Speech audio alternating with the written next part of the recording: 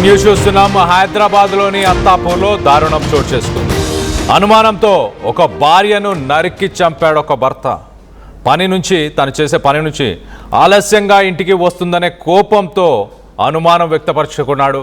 ఆ అనుమానం పెనుభూతంగా మారిన తర్వాత తనని హత్య చేశాడు.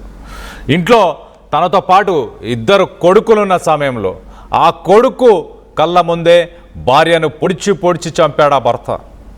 నాన్న అమ్మను చంపొద్దంటూ తండ్రి కాళ్ళ వేళ్ళ పడ్డా కూడా ఏమాత్రం ఆ తండ్రి కనికరించలేదు. ఆ కసాయి తండ్రి నాందేడుకు చెందిన కోమలి అవినాష్, వారిద్దరు దంపతులు. ఆ అవినాష్ ఒక 6 నెలల క్రితం జీవనోపాధి కోసం, బ్రతుకు తెరువు కోసం నాందేడు నుంచి హైదరాబాద్కి తరలి వచ్చారు. తన భార్య సదరు అపార్ట్మెంట్లో, ఎగ్జాక్ట్లీ రైట్ సైడ్ బాక్స్లో మనం చూస్తున్నాం, ఆ అపార్ట్మెంట్లో ఆమె ఒక వాచ్మెన్గా, అలాగే 4 ఇళ్లలో పని చేస్తూ బతుకుతుంది. ఈ అవినాష్ ఆటో నడుపుకొని బతుకుతుంటాడు. సో మొత్తం మీద తను ఇళ్లల్లో పనికి వెళ్ళి కొంత ఆలస్యంగా వస్తుంది అంటూ అనుమానాన్ని పెట్టుకున్నాడు. ఆ అనుమానమే పెనుభూతంగా మారింది. 6 నెలల క్రితం హైదరాబాద్కు వచ్చారు. ఒక 8 సంవత్సరాల కొడుకు, అలాగే 9 సంవత్సరాల కొడుకు, 2 కుమారులు ఉన్నారు. తేజస్వి నగర్లో ఆ రైట్ సైడ్ బాక్స్లో కనిపిస్తున్న అపార్ట్మెంట్లోనే ఈ కోమలి దంపతులు 2 కూడా అక్కడే ఉంటున్నారు. కోమలి అపార్ట్మెంట్లో ఒక పని మనిషిగా పని చేస్తుండగా, మరి అవినాష్ ఆటో డ్రైవర్గా పనిచేస్తున్నాడు. పని నుంచి కోమలి రోజు మరి ఆలస్యంగా ఇంటికి వస్తుందంటూ అనుమానం పెంచుకొని నిన్న రాత్రి సమయంలో గొడవకు దిగారు. కొంతకాలంగా వారిద్దరి మధ్య గొడవలు జరుగుతూనే ఉన్నాయి. నిన్న రాత్రి సమయంలో తెల్లవారుజామున దాకా ఆ గొడవ కంటిన్యూ అవుతూనే వచ్చింది. మత్తులో ఉన్న అవినాష్కి కోమలితో మరోసారి గొడవ అయింది. కోపంతో కోమలిపై కత్తితో దాడి చేశాడు భర్త అవినాష్. మరి అదే సమయంలో పెద్ద కొడుకు అమ్మను చంపొద్దు అంటూ నాన్నని ఎంత బ్రతిమిలాడినా కూడా, అస్సలు ఎంత వేడుకున్నా కూడా పట్టించుకోకుండా అవినాష్ మాత్రం తన భార్య పైన దాడిని కొనసాగించాడు. భార్య తప్పించుకొని పారిపోయేందుకు ప్రయత్నం చేస్తే రోడ్డుపై వెంబడించి మరి ఒక స్క్రూ డ్రైవర్తో ఆ భర్త అవినాష్ అతి దారుణంగా, కిరాతకంగా ఆ భార్య కోమలిని పొడిచి మరి చంపేసినట్టు తెలుస్తుంది. దాడిలో కోమలికి తీవ్ర గాయాలయ్యాయి. ఈ ఘటన చోటు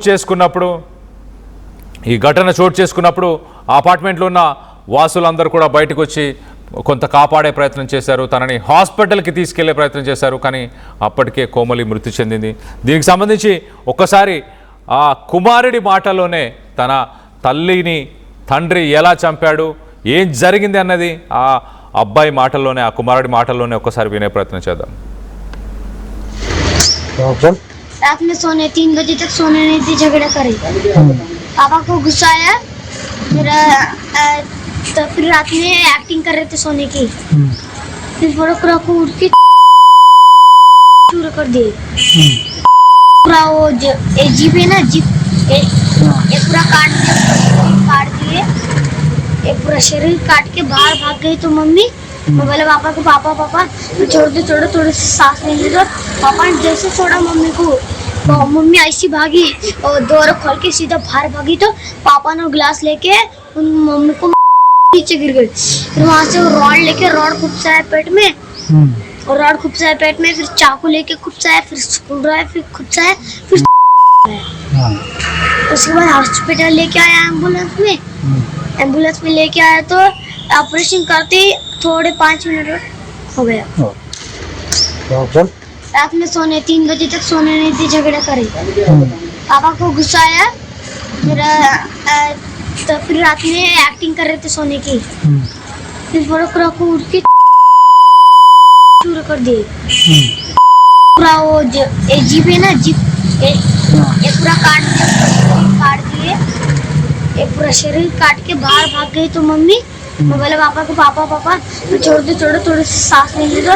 पापा ने जैसे छोड़ा मम्मी को, तो मम्मी ऐसी भागी और डोर खोल के सीधा बाहर भागी। तो पापा ने ग्लास लेके उन मम्मी को नीचे गिर गई। फिर वहाँ से रॉड लेके रॉड खुपसाया पेट में, और रॉड ఆ పెద్ద కొడుకు అసలు ఏం జరిగిందన్న విషయాలు చెప్పే ప్రయత్నం చేశాడు చాలా క్లియర్గా. రాత్రి వాళ్ళమ్మ కొంత ఆలస్యంగా ఇంటికి వచ్చిందంట. అపార్ట్మెంట్లోనే పనిచేస్తుంది. ఎవరో ఒక ఇంట్లో మరి కొంత సమయం అయిందా, అక్కడ టీవీ చూస్తూ వాళ్ళతో పాటు కూర్చుందా, లేకపోతే వాళ్ళతో భోజనం చేసిందా, వాళ్ళతో మాట్లాడుతూ ఉందా తెలియదు, కానీ అపార్ట్మెంట్లోనే ఉంది. కానీ కొంత ఆలస్యంగా ఇంటికి వచ్చింది. అప్పటికే కోమలి ఆలస్యంగా వచ్చిన సమయానికి భర్త అవినాష్ మద్యం సేవించి ఉన్నాడు. సో వచ్చిన తర్వాత అవినాష్ మొదటగా కోమలిని కొంచెం కోపపడ్డాడంట. ఎందుకు ఆలస్యంగా వచ్చావు అది అని తిట్టే ప్రయత్నం చేశాడంట. కానీ కోమలి సైలెంట్గా పడుకున్నట్టు తను పడుకునే ప్రయత్నం కూడా చేసిందంట. అయినా కూడా ఏమాత్రం అసలు అవినాష్ ఆలోచించలేదు. తన భార్య కోమలిపై దాడి చేయడం మొదలుపెట్టాడు.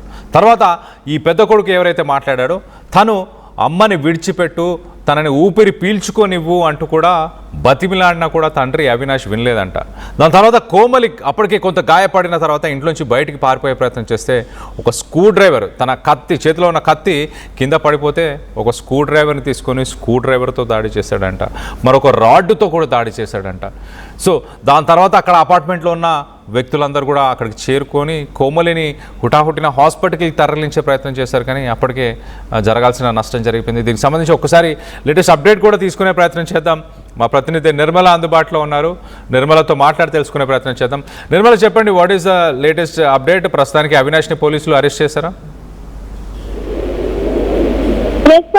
ఈ ఘటన మాత్రము అత్తాపూర్ లో జరిగింది. అత్తాపూర్ లో ఈ దారుణ ఘటన చోటు చేసుకున్న రోజు కూడా ఇద్దరు బాబులు ఉన్నారు కోమలికి.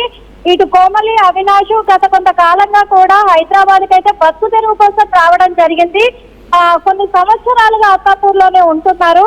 ఇక్కడ కోమలి వచ్చేసి ఇళ్లలో పని చేసుకుంటూ ఉంది. అవినాష్ మాత్రం ఆటో డ్రైవర్ గా పనిచేస్తూ ఉన్నాడు. కానీ ఇద్దరు పిల్లలు, ఒకరేమో 8 సంవత్సరాలు, ఒకరేమో 9 సంవత్సరాలు